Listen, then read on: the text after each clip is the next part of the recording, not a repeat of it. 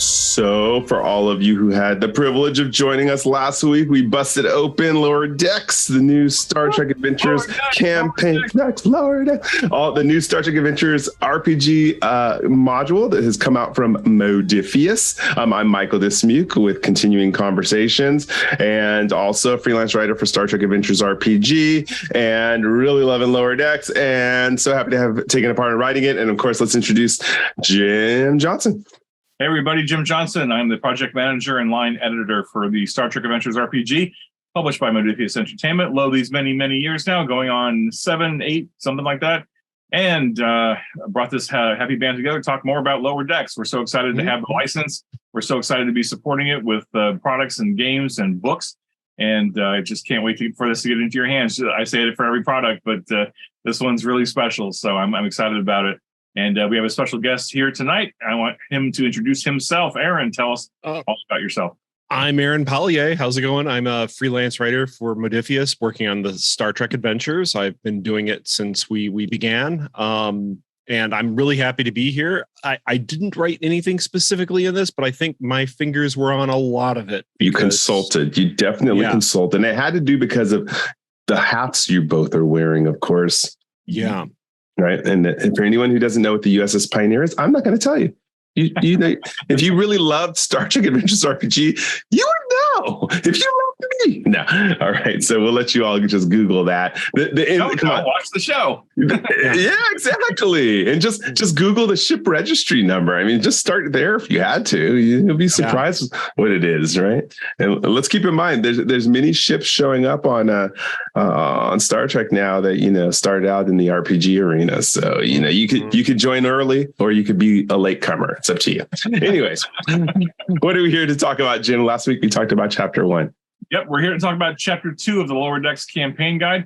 And Aaron did say he didn't write anything in this particular chapter. He did write other stuff in the book, so he's not just freeloading off of us tonight. He's here to provide some color commentary because he did a lot of consulting on the book for certain sections of this chapter. Michael, I believe you wrote the lion's share of this chapter. And so we'll leave it to you to talk about it, but I will kind of guide us through it here a little bit. So those of you who missed the last episode, go watch it because it introduces you to the book, introduces you to Lower Decks, how we came to be here. And we're just going to jump right into Chapter 2. So if you want to go learn about the intro in Chapter 1, go watch that other episode.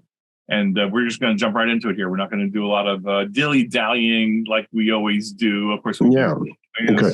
Well, I want to say so this makes me super nervous when my name is like on an entire chapter, because then I need validation from people. So I'm begging everyone who actually goes to this chapter, if there's one thing you like, let me know. If there's something you don't like, don't let me know. No, just kidding. It's too late. It's already in print. So, and of course, both Aaron, I'll go through where I definitely asked you for advisement, and Jim, I always want to know what you thought of something when it first came across your plate. My favorite thing, not my favorite thing, my favorite first officer is Jack Ransom. That's my favorite. So I had a blast opening this up with his Academy thesis to talk about to espouse why Second Contact is actually way better than First Contact. And so that was something that I threw in there that I enjoyed. I don't know if, feel free to comment on your leisure. I feel like I'm patting myself on the back if I talk about this chapter. I think like in Chapter 1, where we used Boimler to kind of introduce the chapter, and you got his the character voice, and he kind of eases you into it, right? I think opening up this chapter with an excerpt from Jack Ransom's personal log or his thesis or whatever. Really helped to kind of like set the tone, right? Because like Jack Ransom is a very particular character with a very particular mindset. And I think he did a great job of getting his tone and feel for his character and how it relates to this chapter. Now, Chapter 2 is all about Starfleet support operations. So as you know, if you've watched the show, the Cerritos and the other California classes and other classes within Starfleet are primarily tasked with support operations. They're doing the second contacts. They're doing the follow-ups. They're doing all kinds of different support type of things. Whereas, some other ships like the Titan or the Enterprise out there on the front line doing the big ticket stuff with the fanfare and the accolades and all that crap. But the people doing the grunt work, the necessary grunt work that has to get things done to keep things moving, that's the support operation. So that's what this chapter is all about.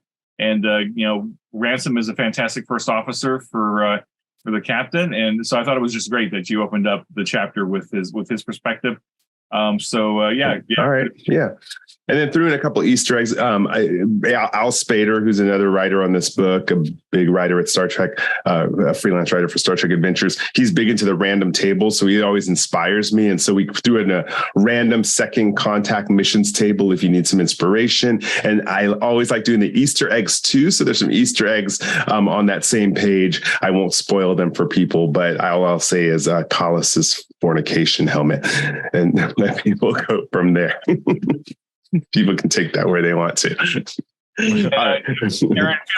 Aaron, feel free to drop in commentary anytime you feel like if there's something we're talking about that is relevant to. Okay. No, I mean, I think Second Contact and Starfleet support missions are just as important as the front line on the border kind of missions that Starfleet undertakes. And I think I said that last episode.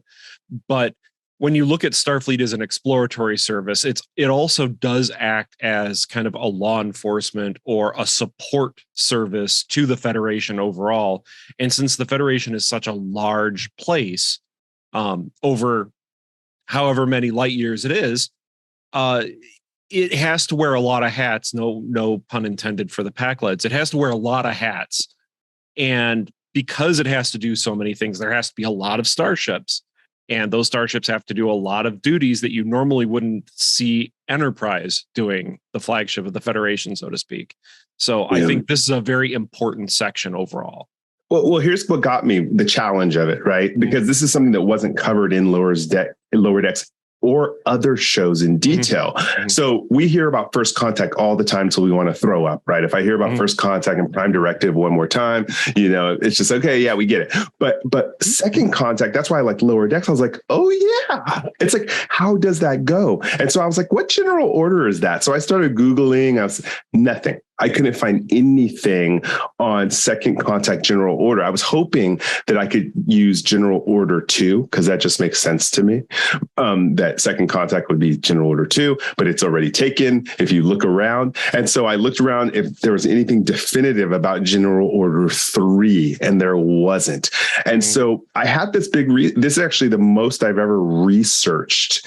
Funny enough, of all the books that you'd think some of the more serious tone books would be the most researched, this one actually drove me into a lot of research, because I was like, well, what does it look like to have rules and regulations for Second Contact? So I don't think I told you this before, Jim, but one of the things I did, I said, well, really it's about setting up embassies. And I said, and setting up embassies and providing support once you go in and make a partnership or an alliance with another country. So I ended up doing so much research with like the World Health Organization and the United Nations. Like, well, how do they do it? What's the procedure to not go in and completely destabilize and mess up a country? So I did a lot of reading on that, took extensive notes, and then I had to turn it into Starfleetanese. I had to turn it into, take it 400 years in the future and see how it applies to meeting other worlds. And that's when it just got super fun, writing about all the different kind of support missions and that you're going to have dealing with General Order 3. Mm-hmm. Excellent.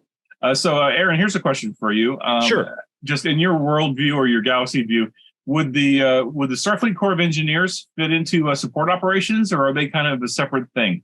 Absolutely, they would. I mean, they would be doing their own thing directly for the Federation, like with terraforming and large space constructions. But for general support missions, like, oh, hey, there's a new planet that's just been inducted into the Federation and they want to start building a starbase. Yeah, of course, they're going to go out there and do it. Or they're going to be the ones that are surveying for minerals in an asteroid belt, specifically in a new inhabited star system. But yeah, Corps of Engineers would definitely fit into a support, just like the U.S. Army Corps of Engineers is there, like building levees and piers and things like that all over the United States. So like after Hurricane Katrina, went through Louisiana. Was that 2005? I'm sorry if I 2004. 2004. Mm-hmm. They had to rebuild the levees, and they're the ones that are picking up the pieces. That's Starfleet support. Just think of it on a planetary scale. Hey, there's a planetary disaster or something really bad happens, and the Starfleet support, the Corps of Engineers, comes in and helps rebuild. Yeah, I actually referenced them in the General Order 3, in the different type of relations preparing, that you may have to prepare to help a planet out.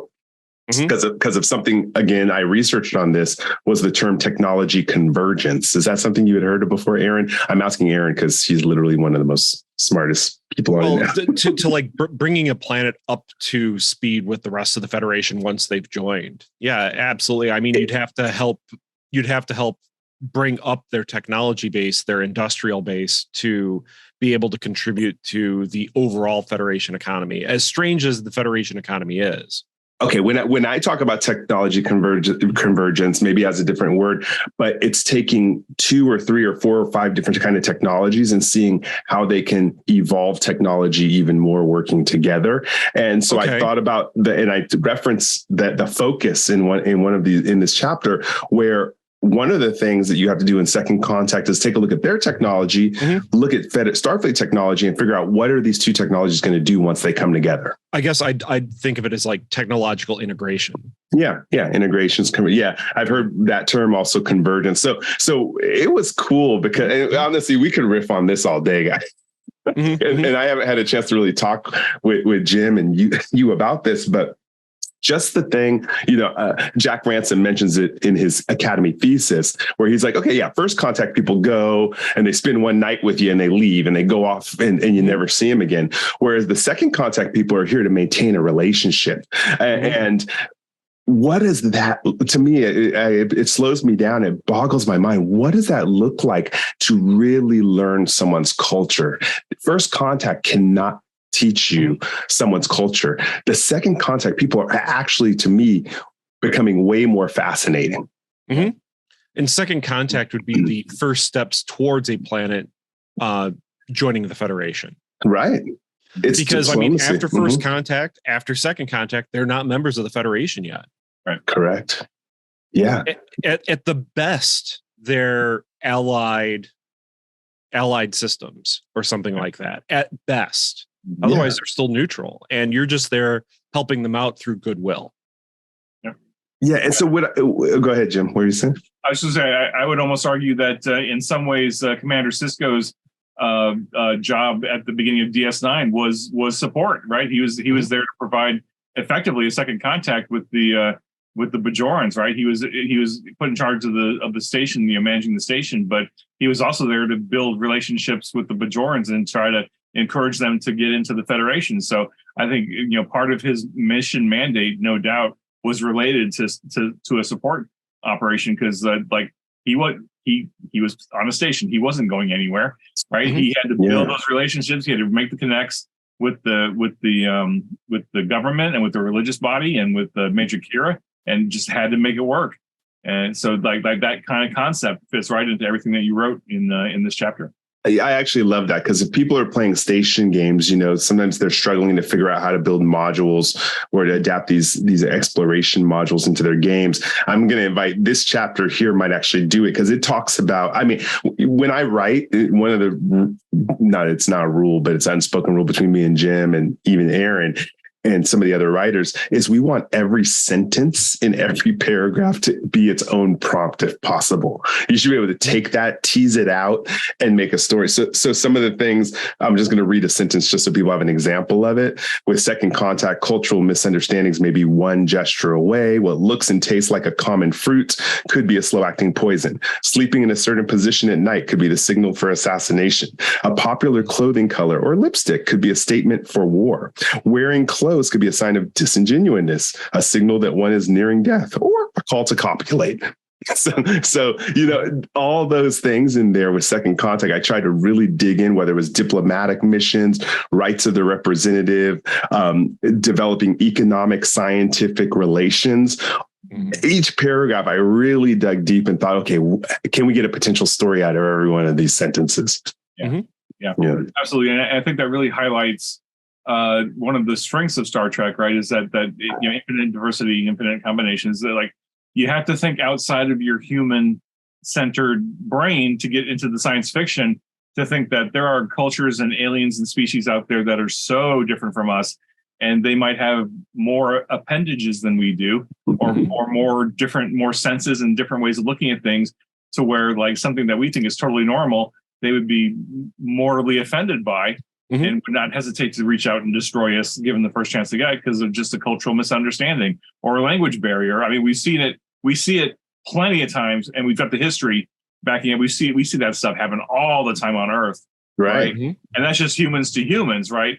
And then you just add the whole science fiction angle to it with alien species and that whole gigantic cornucopia of possibilities that are out there.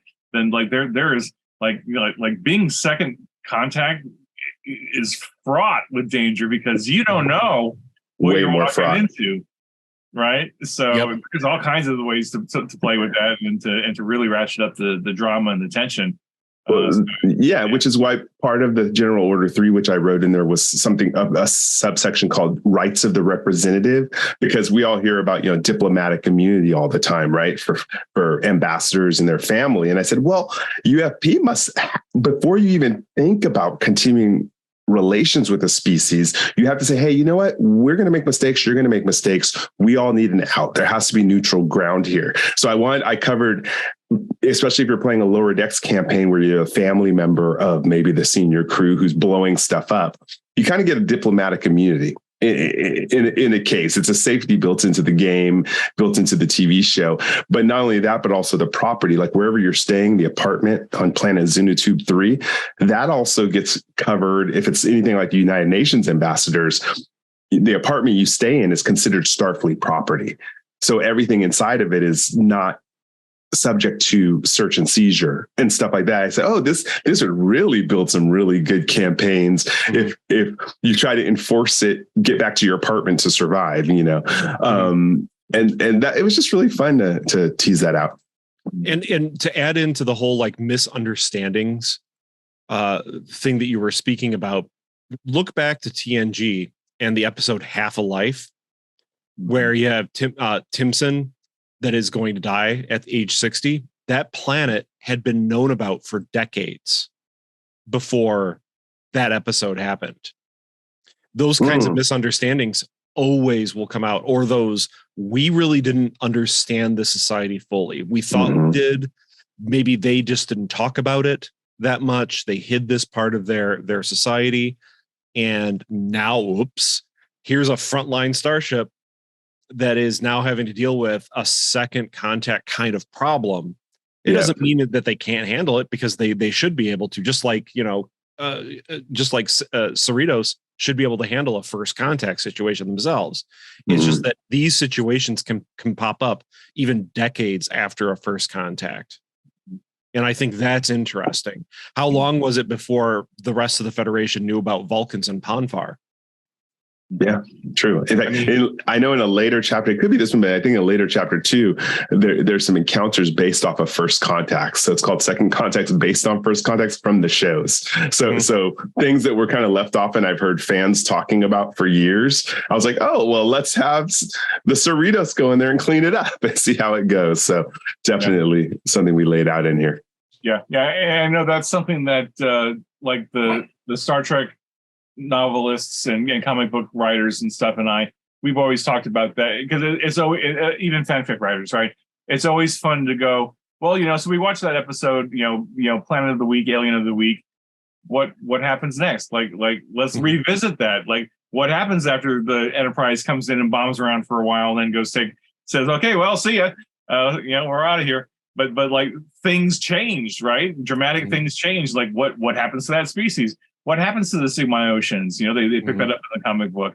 What happens to, this species or that species or whatever? And it's like, it's always fun to kind of go back and like extrapolate what could have happened with this culture, having our heroes drop by for a little while and shake things up and then disappear without any repercussions.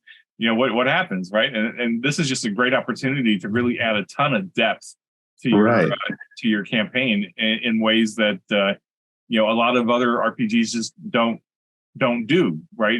I think this is a unique thing about Star Trek, is that you can really get into cultures. I mean, hell, you could create a second contact scenario and just run a whole campaign off of that 1 second contact, right? Like at Deep Space Nine, if that's a second contact with the Bajorans, right? I think, again, when you play Star Trek Adventures, you have a lot of canon to base. When you're doing first contact missions, there's a lot of Starfleet regulations and things that have gone wrong, and a lot of case studies, which is great. It's fascinating because when you sit around with a bunch of players, like I have a very advanced group of players, they're citing episodes as precedents in first contact, situations. But Lower Decks doesn't have that. That's why I was like, we got to write a chapter so that players who have this book, they're like, well, what is the protocol for that? I tried my best to write as much protocol that is still open-ended enough for exploration, but enough to be like, okay, that kind of makes sense because overall that's how the United Nations does stuff. And so I'm going to just use that as a base recognizable premise to use. And so that was so fun because when I scoured the internet again, there was a void about second contact missions. And I for people who are not even playing the game, maybe you're just into Lower Decks, or you're just like collecting regulations about Star Trek. I think I can risk to say this may be the first place where it's written down some sort of regulations about what to do in different second contact situations. Yeah, for sure. Yeah, absolutely. Yeah. And before we move on to the next chunk of the chapter, I want to say one of the things I appreciated about this first bit, where you're talking about some of the different missions that crews can get into. What I really appreciate, from a project manager standpoint, but also from a game master standpoint and a player standpoint, is that you provide a list of sample focuses for each of those different missions. And I know that's something that a lot of our players have been talking about on social media for a while now. They always want more examples of values. They want more examples of focuses, because I think they get it, but they just need more ideas. Like they don't want to go get a thesaurus, so they don't want to do social whatever. That's fine. But so we're providing them more ideas, and this isn't the be all end all list. These are just more suggestions, right? And I know, Michael, you're really big on focuses and values, and so I really appreciated that you took the time to add in a paragraph and just throwing sample focuses that might be relevant to those missions. That's another tool for players and game masters to make use of. Well, and I wanted people to know too, with that, like say developing economic relations. We know that economics is its own science. It's its own beast of study. And so in those applicable focuses, I went with business and finance. If you're helping establish economies, data analytics, macroeconomics, or even organizational psychology. Performance management, because maybe you're helping build you're doing workforce development. So encouraging players to again think what do maybe I do at work in the way of human resources that are small focuses that other people just don't have. And now all of a sudden you can bring that into your second contact game. I would risk to say everybody has a job in real life that would actually apply in a second contact situation, even if it's retail. Mm-hmm. And so I thought it would be fun to have people get to that level. Right. So that's a great chunk of chapter. Now that transitions us to the next part of this chapter. And I'll be honest, this is probably one of my favorite subchapters in the book. I remember really enjoying editing it and reading it and just rereading it again and again, because I had to do it because of the layout. But from a player point of view and a game master point of view, that was the hat I was wearing for a lot of this. Because I really want that to be the focus, right? I try to think. I read the book and I think about it as a player, and then I think about it as a game master. I do separate passes through it, and this one really called to me. This subchapter it's called Swabbing the Decks, and it's all about your duties and assignments and what duty shifts do for you. How does your crew deal with death? What is it like to die in space? Like, what do you want to do if you want to kill off your player character? Like, there's just a lot of really in my brain, important stuff in here that is really super relevant to role playing a Starfleet character or a character in the Star Trek setting. Because there's stuff that happens in the episodes and the movies that are pretty dire that don't always get a lot of screen time. Like, it's happening and it references it, and you see people dying and getting blown up or getting sucked out into space and it's like, oh gosh, isn't that cool, or isn't that horrific or whatever. but you don't. The shows don't have the time often to show the repercussions of that, right? Where I'm convinced that like the vast majority of Starfleet officers probably get regular counseling. Like half of them probably have some form of PTSD on a regular basis, and they just found coping strategies and regular therapy to make it happen. But this subchapter, Michael, I thought was really, really great in terms of like providing me as a player and as a game master just even more stuff to put into my brain, to put into the back of my head. Like I'm playing this character in Starfleet who like I may not have even really thought about this stuff, even though I know I did. But like this is the kind of stuff that provides texture and context to what my character knows that helps me role play more effectively as a character. So I wanted to say thank you for writing, because it was so well done. Thank you. And I had a lot of fun Appreciate with it. And again, like I love that you all really embrace the ideas that I throw at you and saying, look, let's add more tools to the toolbox and throw these at players and game masters and see what they do with them. And so this is just a big subchapter full of tools. So I'll stop talking. I want you both to just reflect on this chapter and just some of the stuff that you built into this. It's just amazing. And Aaron, I'm sure you provided some feedback and some support on this too, because I felt Aaron throughout a lot of this, even though his words weren't in here. So go expound.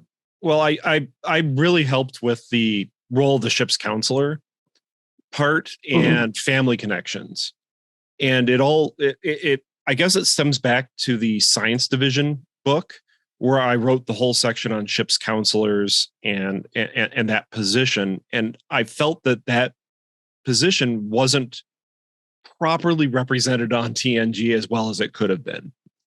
That Troy really didn't get to showcase her ability to sit down and help the crew cope with the terrible situations that they have found themselves in, because all of us, unfortunately, can think back in our lives and think of a traumatic loss that we have all suffered. And now think of a traumatic loss of someone right next to you that might have been a friend that just got melted through a deck halfway, or just got ripped out of the ship entirely from explosive decompression.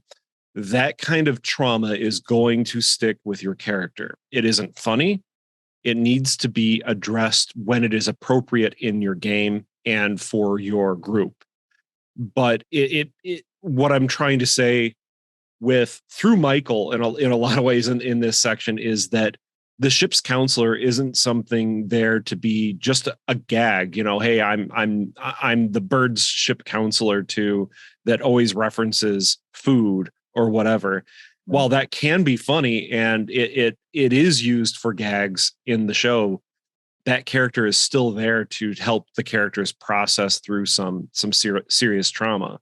Yeah. And Lower Decks took a big risk to me, because whereas Star Trek has always been known for placing a very high value on life, when you do comedy, it's subjective.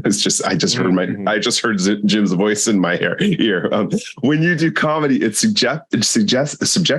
It can be suggestive also, but it's subjective. And I thought Lower Decks handled this very interesting in the fact that, they made it a cartoon, and people mentally let a cartoon go further. Oftentimes we've kind of been trained that way, right? Oh, it's cartoon life. So they have that, but then at the same time, we always make sure to include stuff about being conscious of your crew and your team and your players and stuff like that.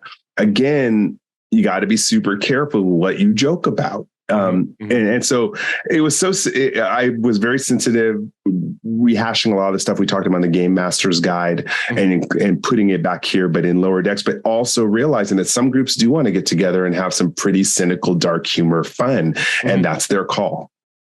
And I think we kind of went that way, somewhat that way in Pioneer because I originally started playing the game as the ship's counselor, who was an angry Tellarite, who was theoretically the least likely person to ever be a ship's counselor. Right. But the point is that he was a good counselor. He listened. He made comments and didn't judge people for their trauma. He just wanted to help them. If they didn't want to have help, then maybe he'd be a bit grumpy with them. But hey, get better. I want you to be better. I want you to be your best self, because you not being your best self is a detriment to both yourself and everyone around you. Yeah. And I think while I was writing this chapter 2, Jim, I think that was the time Shax came back on Lower Decks. He was resurrected. And I was like, oh, perfect. Because I was like, that became a whole nother comedy angle, because you're not supposed to ask people how they came back from resurrection. And I was cracking up during the TV show about that. I was like, oh, this is the Dark Pyramid. Yeah, the timing was perfect. So I got really serious voice here, and I created regulations as to why you don't ask about death, including the table, which I threw in. I didn't know if you were going to cut it out or not, about known and notable resurrections of Star Trek characters. So I had to do all this research and try to find it. I think I got almost every episode where people are resurrected in some form or fashion. I think I got them all in there. I'm not sure.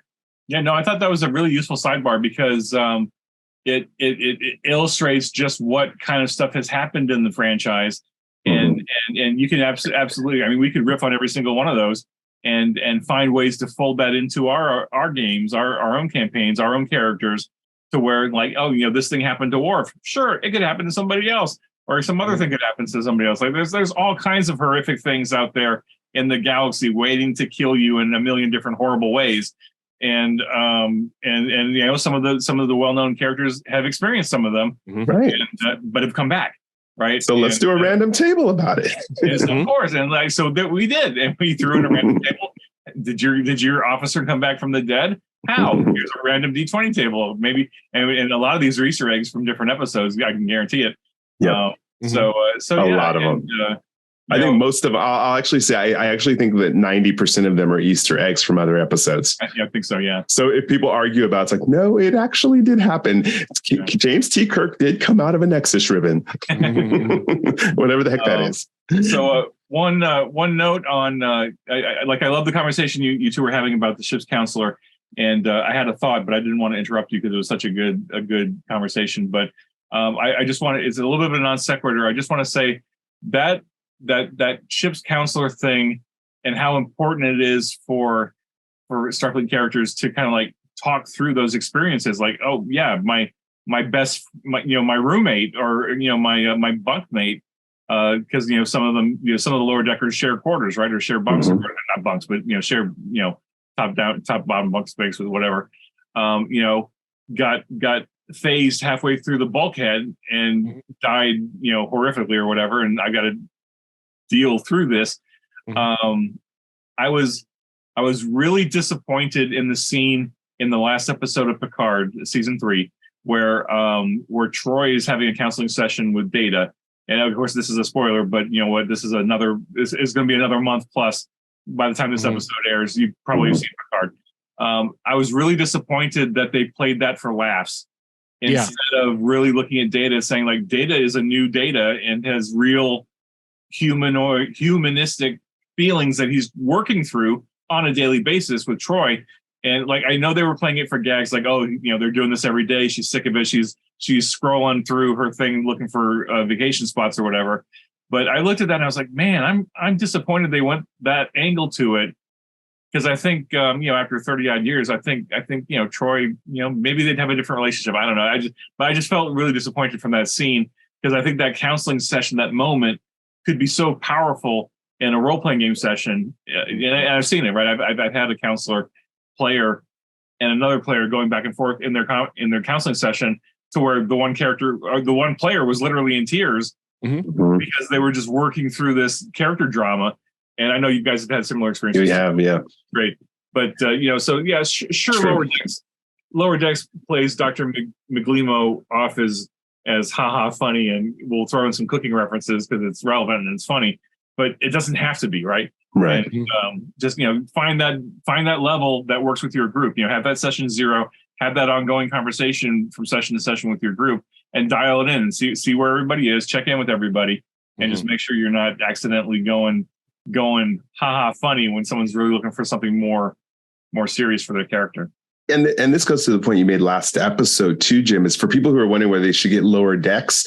I know I purposely wrote the humor to me is mostly in the sidebars that I wrote. That's where I make fun of myself and the self-depreciating and the franchise and the sidebars. But I actually wrote this content in here, and again with Aaron's assistance on the counseling section and family connections, seriously, because these are things you're going to go through in your game. The family connection part. I work in HR. I'm in organizational development, which is kind of a branch of culture, people culture, and stuff like that. So when it came to the family connections, I immediately thought about all the policy of my work to protect people from incidents with their family in the work environment. And I translated that into Starfleetanese. I just brought it into the 24th century so that it's relatable to people. So these are actually ways you could bring rules and regulations and have a whole episode about maybe nepotism in your game. That would be a fascinating episode of any Star Trek to me.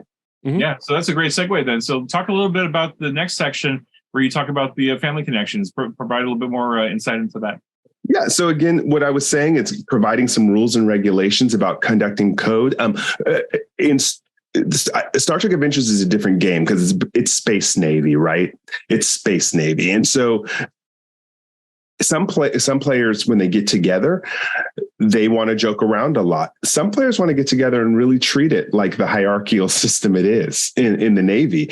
And if that's the case, sometimes you can have people start getting a little too comfortable with each other, whether in the game they're pursuing a romantic relationship. I think about Tom and B'Elanna Torres, and they're constantly maybe kissing around corners. Why? Because it's really not appropriate to be making out in front of your staff. And so I wanted to have a section on that, on how to deal with that. One of my most fun inset boxes to write was a new rule. There's a new optional rule here called family ties, meaning that if you have a family member on the ship, when the ship takes damage and you roll an effect, when the ship takes damage, it gives you a complication right away. Like, how's my family doing? And things are more difficult until you resolve that. And I think where I get that is, again, looking at like Cisco dealing with Jake, or O'Brien dealing with Keiko, or even Riker and Deanna Troi. We've seen it viscerally affect these characters. And of course, Michael Burnham, I think she always has this complication on her character every single episode. It's a trait. Yeah. Yeah, it's a trait. Family ties. So I wanted to add that as a new cool optional rule, that if you do have family on the ship, don't take it lightly. It's going to impact your performance at some point. No, I agree. I think family in Starfleet is something that a group of fans will say it just shouldn't be there. Even like post Dominion War, it just shouldn't be there. Where I would be completely on the other side of it, where if you have starships that are going off for years at a time, of course there's going to be family on, and non-Starfleet family, civilian family. Friends will become family. Exactly. Yeah. And then these second contact or support style starships that are always just cruising around the Federation, they're in much less dangerous situations overall. I mean, yeah, we can point to Lower Decks episodes and say, oh, wow, no, they're in very dangerous situations. But overall, they're not. And therefore, it would be way more acceptable for family to be on there cruising around, helping out where they can. Yeah. Because even as a civilian, they might actually be able to contribute to the mission in some way, shape, or form with whatever their background is. Yeah, Alpha Beta Quadrant, they could be stopping by just for a week or two, and that's when an attack happens, and this optional rule could come into play. Maybe it's your auntie who's visiting for 2 weeks, and she terrorizes you for 2 weeks while she's visiting, Lwaxana Troi style, right? So I think I just said we cannot discount family being on these ships, especially long range ships. Even more so. I'm looking at both of your two cats who look exactly the same. From their tails look exactly the same. So. Yeah, my cat's hanging out behind me, I guess. Yeah, Viola had to do a drive-by. My apologies. Just see this tail go across the screen. I mean, perfect for Lower Decks, right? Totally. Okay, great stuff. I mean, again, just lots of great tools in here. And again, this is one of those chapters I think will surprise people, that it's not specifically about the Lower Decks show. Right. It's not the broad humor. It's not specifically about the characters. It's really about what's underneath those characters and what those characters know going into it. And then, that leads us to the next subchapter, which I thought was, again, another really good chapter because it was just providing so much texture to life in Starfleet or into a similar polity. And this chapter talks about reassignments and transfers. Who talks about that stuff on the show? There's nobody. I mean, very rarely they get into that. A little bit sometimes, like when Thomas Riker, they resolved that whole show, and he was a operations officer, and he got transferred to another ship. So we'll talk a little bit about reassignments and transfers. Well, yeah, I mean, I know in our show, in our personal game, reassignments happen quite a bit, and it was, of course, the out of game explanation is some people aren't leaving the game and new people want to join. And so we thought about it a lot, but I think it was important for people, one, to understand what the differences in military terms of a transfer and a reassignment. So we put the details in there with the examples from different TV shows. And the reason why this is important in a Lower Decks campaign is because if you are in a Lower Deck, 90% of people in Lower Decks are talking about promotion. And in order to promotion, you got to get a lot of skills. You got to meet a lot of people so that when something becomes available, your name comes up. So as people will read through the Lower Decks book, they're going to see it's about career pathing and going for a promotion. Mm-hmm. And so I thought it was important to keep transfers and reassignments as possible opportunities or even possible when you're already at the bottom rung, how besides being kicked out, what can they do to punish you? They can reassign you. Mm-hmm. They could transfer you. And so I wanted to leave those options in there for game masters and players to piddle with. Yeah, I think one of my favorite bits. Sorry, Aaron. No, it's okay. One of my favorite bits from I guess it was the first season is when Captain Freeman punished Beckett by promoting her. Right. Mm-hmm. So instead of demoting her and sending her off to the Lower Decks or whatever, she's like, you know what, I'm going to make you a more senior officer, and you're going to have to go to the senior officer meetings. You're going to have to go to the senior officer socials, and you're always going to have to do these other things. It's just like, oh man, that's awesome. That's like intentionally giving someone more stuff to do just so they can see how horrible it is to be a person with more responsibility. And then maybe they'll feel relieved when they get kicked back down to ensign. Go ahead. Yeah. Oh, I was going to say, like, a promotion might not be just because of for punishment, but I mean, if you're promoted, like if you're actually really successful as an ensign and you're going to get promoted up to lieutenant junior grade, there might not be a slot for a lieutenant junior grade on your ship, and you're going to get transferred to another ship that needs a lieutenant junior grade. Mm-hmm. So it's, hey, I'm succeeding, but I'm transferring at the same time. It's not really a punishment. It's not like you're just trying to go get other experience to get the promotion. It's, I'm promoted and I need to go someplace else where, I have to go someplace else where I'm needed.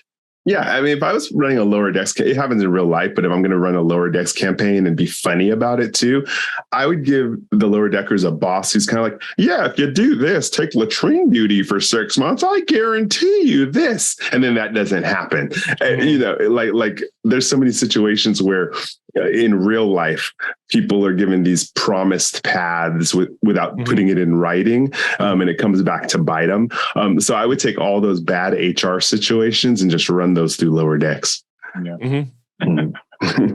But yeah, Aaron, you raised a good point. It's like, you're in Starfleet, but it's still a form of uniform service, and maybe not necessarily mm-hmm. the military, but sometimes things come up and the needs of the service outweigh the needs of the individual. And if you are on a track to be, if you want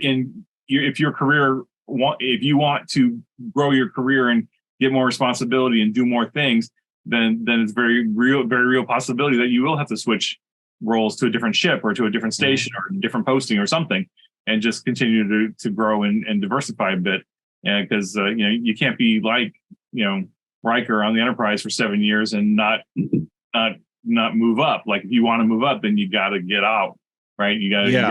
You flip your badge, go somewhere else, go to a different company, right? In our game, like my Tellarite counselor character refused promotions for the longest time for decades, just because he didn't want to be shuffled to a desk job on a starbase. Right. Like, no, I'll do something awful to ensure that I get my demotion, just in case somebody thought I was going to get promoted. I'll get demoted just so I don't get stuck on a starbase in that position.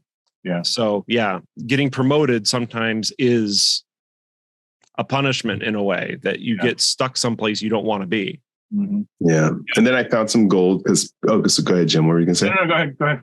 I was gonna say, and I found some gold because for those who want to be official about this transfers, I was able to scour and find something from, I forgot, I sent you the reference, but for Starfleet transfer regulations. So there's that sidebar that explains all the different reasons. It's not, all the different reasons, but there's a bunch of reasons that have showed up in Star Trek throughout the years. And this was pulled off an actual LCAR screen from one of the shows. so I caught a lot of these from that LCAR screen, which was really cool. And people could, of course, add to those if they want to. See, people, it's this attention to detail that you got to love that we drop into these books when we can, whether it's in the graphics or the text or something.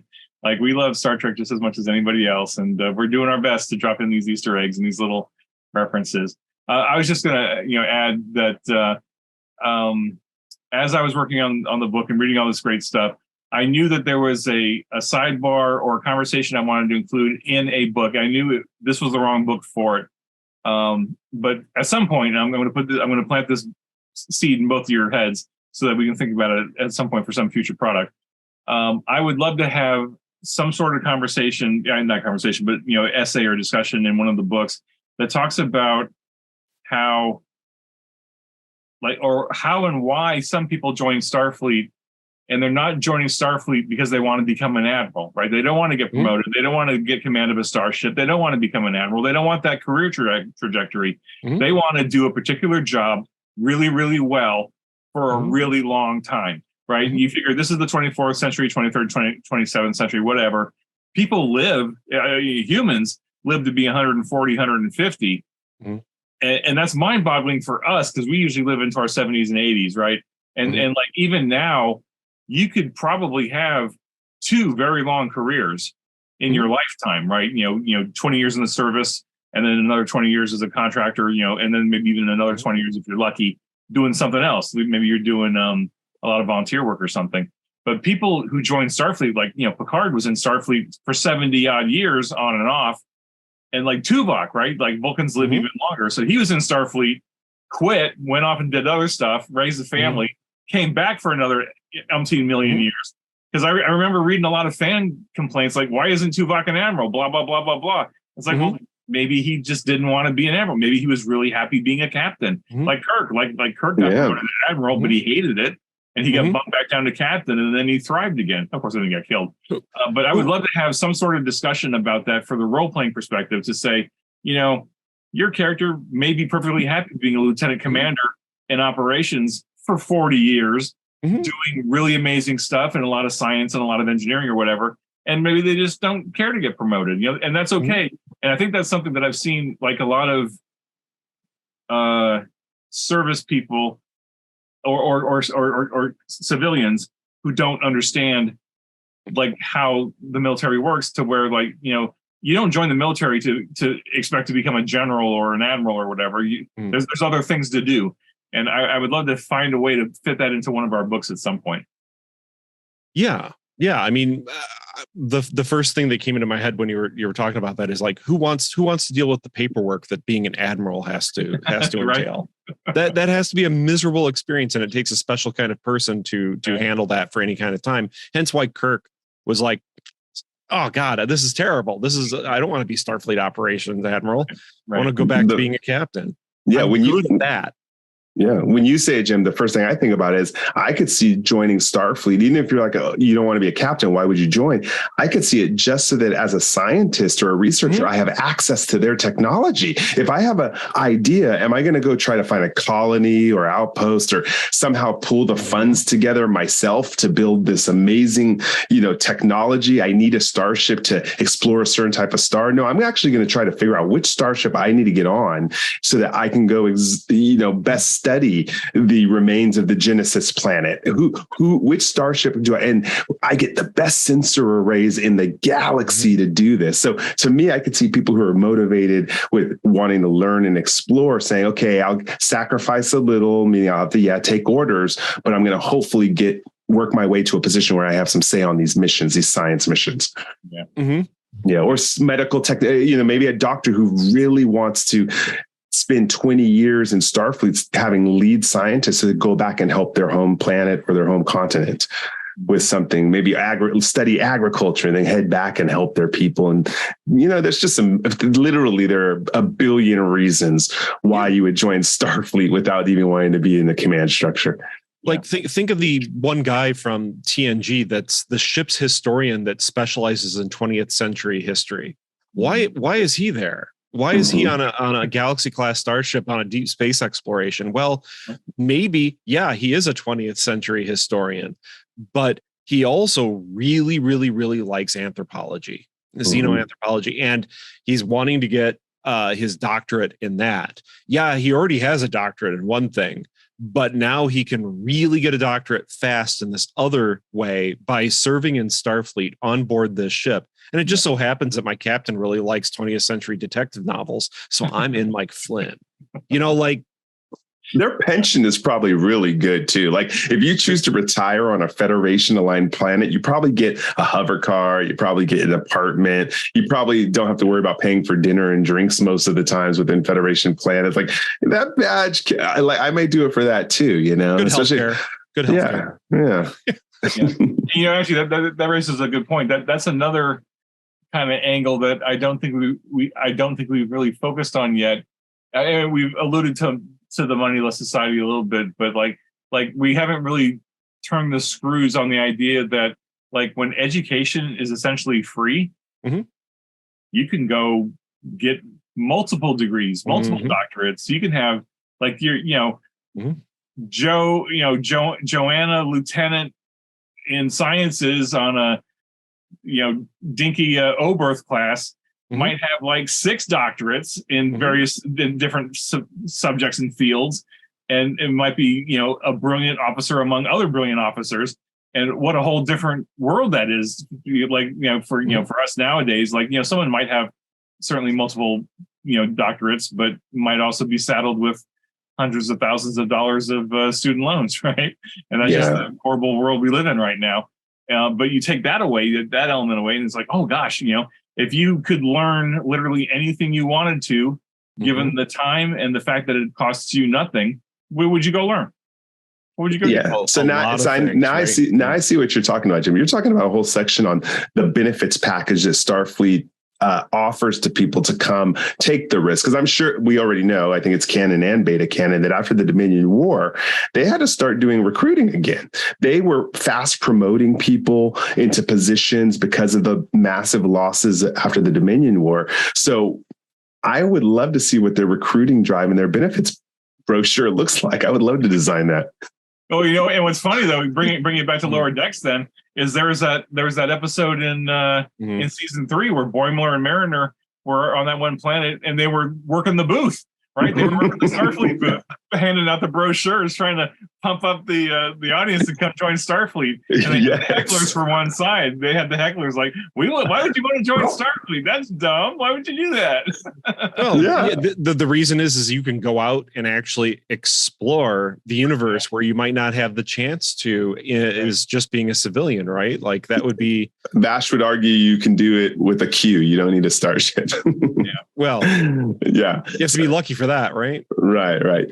So yeah, I mean, you're right. I honestly think it would be fun to sell people on why they should join Starfleet. Because I'll tell you right now, people coming from like a Star Wars RPG and they've never watched Star Trek, you have to do a lot of selling to help them understand. Well, why can't I just get my own little ship and fly to Dagobah and have a lightsaber? Because they go all over the galaxy without the help of such a clean cut system. So, all right. And Michael, just to riff on that a little bit, what a great character subplot that would be, right? If you had a Starfleet officer, one of the player characters was a Starfleet officer who was like Starfleet to the core, like rah Starfleet, let's go, everybody should join Starfleet. And then another player character was playing a civilian, like a scientist or an engineer or something. And like they always had this back and forth dialogue of like, well, here's why you should join Starfleet. And blah, blah, blah, blah, blah. Like every episode, they have this, like they have to do the little pitch. They have to do this pitch with a hard pitch with a hard sell or something. That would just be a little fun. Especially especially if in between it was like their 17-year-old child, the Starfleet officer's 17-year-old child who's going like, stop talking to that person, but they're cool, Ma. And yeah, that would be a great ongoing joke. Yeah. All right. Anyway, let's move this toward the end here. I know we've been going on long enough, but the chapter wraps up. I don't think any chapter about support operations could end any other way, but we just had to talk about Division 14. There was a fantastically macabre episode in season 1 featuring Division 14. And again, this is something that happens in Star Trek that you don't really think about. And this is why I love Lower Decks, because they shine a light on it. And you're like, all those horrible mutations and weird things that happen to characters that you don't really touch on again later. What happens if they're all collected up on one ship and sent to the farm? Like, what happens if you encounter them? So Division 14 being responsible for that. So guys, talk a little bit about Division 14. Yeah, I have to say this is my second favorite episode of the entire series. This one had me from the beginning. I was like, and then the way I'm not going to give a spoiler for anyone, the way they flip it at the end, I was like, oh yes, drop the mic on it. So 500 words was definitely not enough. You assigned me, I remember 500 words on this, and I was like, what? Impossible. There was just so much I could have unpacked in that episode, but I somehow convinced you to let me do a table too. And so I was able to really expound on it. Division 14 is fascinating, but I want to talk about the focuses. This is based off the episode again. This is where I could go so crazy on the focuses. Can I read them out just because I want to show people where Star Trek adventures can go? Yeah, let's not read the whole list. Why don't you give us like 5 of them? Okay, I'll just do 5. So to give you an idea, if you're a Division 14 character, you're playing from there, massage. I was like, obviously massage would be a major focus if you watch the episode. Other ones were based off some of the disabilities I saw, or some of the deformities that were in the cartoon: quasi-refractive gerontology, displaced cranial abnormalities, and then my favorite one was biophysical quantum disentanglement procedures. And so these are focuses that you would need. They mean nothing, but imagine how you could explore that as a comedic player. There's just so much in Division 14. Composure, or let's be respectful, or not. You don't have to go comedic with these, right? Yeah. It could be deadly serious focuses, because a lot of these are real life disabilities that people deal with on a day-to-day basis, and there are specialists who probably have some of these focuses that are trained to help address those issues. So you can certainly go broad comedy like Lower Decks did, but you don't have to, right? And I think that's one of the things we really tried to get to connect with this book, was to hit it on a couple of different levels, so that you could do the big humor of Lower Decks, or you could do, the more serious side of Star Trek and still have it be in the same book and relevant. So great stuff, Michael. Why don't you talk a little bit about that table? Because I have to admit, this is probably my favorite table in the whole book, because it's just so like the combinations of things. I don't want to spoil it, but why don't you just talk about how the table is set up, so that somebody can do something with it.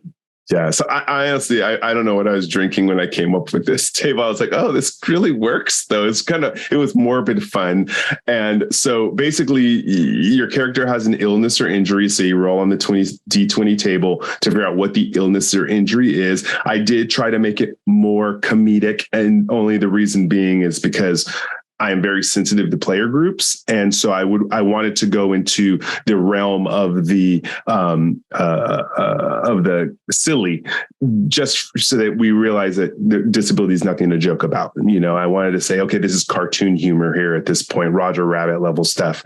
So first, I list these comedic illness and injuries, and then I came up with what caused it from a very sci-fi. So you roll on the cause, and then finally you roll on the cure, which of course sometimes is just completely wackadoo, but just making it more fun, more Lower Decks level humor for those who need help prompting, like, oh, we have something really weird going on with the crewmate. Like kind of I think about how Boimler got stuck in transporter sequence with the transporter noise, that kind of level stuff.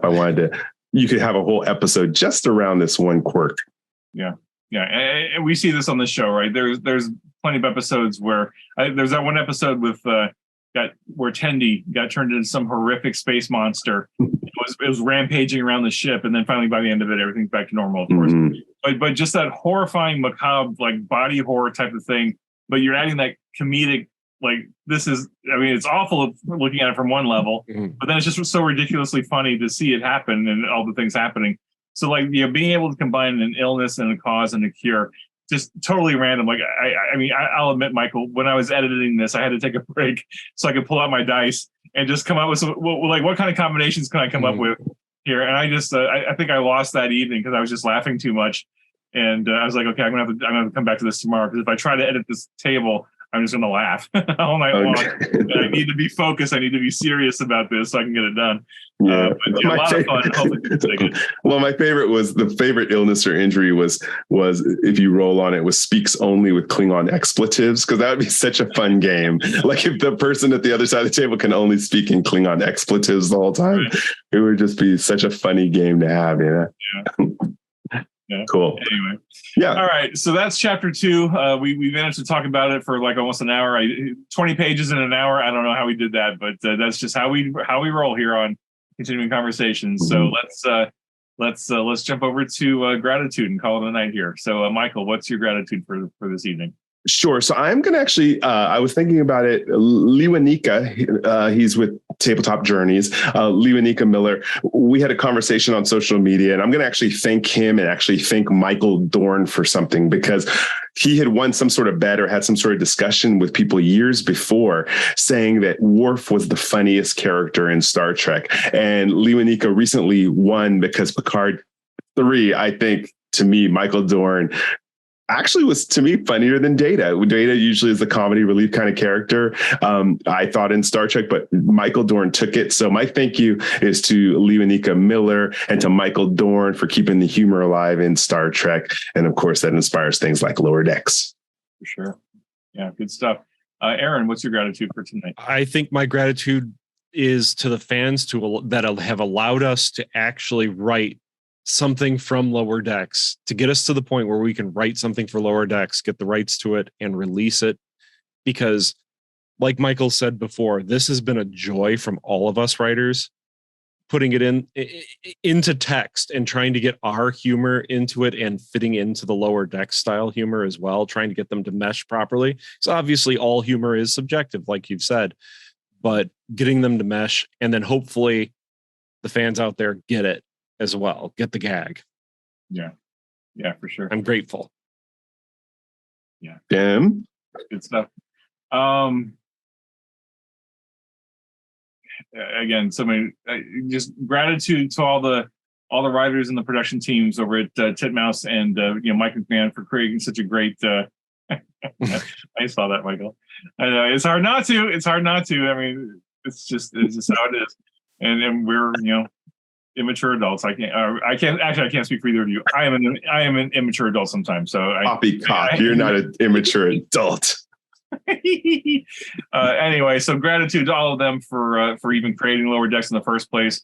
Gratitude to Alex Kurtzman for greenlighting the show in the first place and making it happen. I think it brings a great different perspective to Star Trek that we haven't really seen before. And it just adds another nuance to it. And it's a lot of fun. So I hope people give it a shot, at least a couple episodes. Give it a try, see what you think. And then check out the book. And if you like it, great. If not, that's okay too. But gratitude to all of them. And then, of course, gratitude to the fans. The response to our press release and the initial products has been gratifying. And I kind of thought some people would like it. And I know that there are just detractors out there, which, is fine. Because that's, there's 1,000 hours of Star Trek. So if Lower Decks isn't calling to you, there's plenty of other Star Trek to go watch. And I'm sure you'll find something to do with it. So gratitude to the fans always, because without the fans, we wouldn't be doing this. We couldn't be doing this. So thanks for supporting us for as long as you have. Hopefully your support will continue on. And hopefully we'll be able to bring you a bunch of more cool products here in the coming months and years. We'll see what happens. But in the meantime, we got Lower Decks here. 2 episodes down. We got more to come. So stay tuned for next week. We'll be talking all about chapter 3, and we'll continue on from there. So, Aaron, thank you so much for being here again. Really appreciate you. Michael, thank you so much for running the show. Appreciate you. Jeff, behind the scenes, thank you for all the work that you do. I mean, obviously, we wouldn't Studio Tembo. Without you. That's right. Thank you, Studio Tembo, for everything that you do for us. So, all that being said, let's sign off here as usual, Michael. All right. To all the distended olfactory organs capable of smelling subspace excretions. Live long and prosper. Be safe. Be well. IDIC. Talk to y'all next time.